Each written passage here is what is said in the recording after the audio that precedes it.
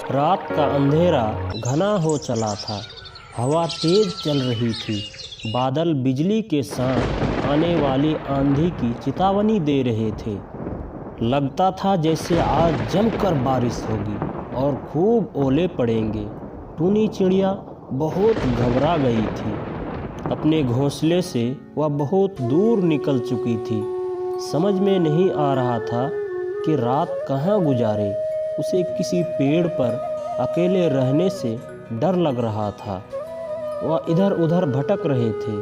तभी उसकी नज़र एक पेड़ पर पड़ी। उस पेड़ पर बहुत सारे कौवे बैठे आपस में बातें कर रहे थे। इतने सारे कौवे को देख उसकी जान में जान आई। सोचा रात यहाँ ही बिता लेती हूँ। फिर क्या था, उड़ते हुए वह उस पेड़ पर जा बैठी।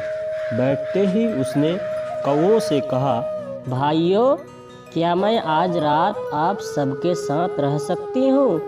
इतना सुनते ही कौवों के सरदार ने जवाब दिए, नहीं, ये हमारा पेड़ है। इस पर हमारे सिवा कोई और नहीं रह सकता। तुम भागो यहाँ से। इस तरह का बर्ताव देख टूनी चिड़िया बोली, भाइयों, मैं अकेली किसी कोने में पड़ी रहूँगी और किसी को भी तंग नहीं करूँगी।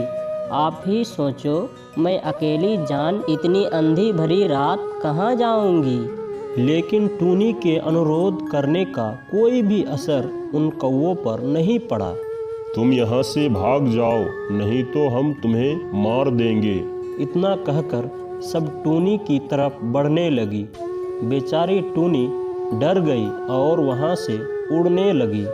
जाते जाते उसने उन सब कौवों को कहा, भगवान तुम्हारी रक्षा करे। ये सुनकर सब कौवे हंसने लगे और बोले, जाकर अपने भगवान से बोल, वह तेरी रक्षा करे। निराश होकर टूनी चिड़िया वहाँ से चल दी और पास ही में दूसरे पेड़ पर बैठ गई।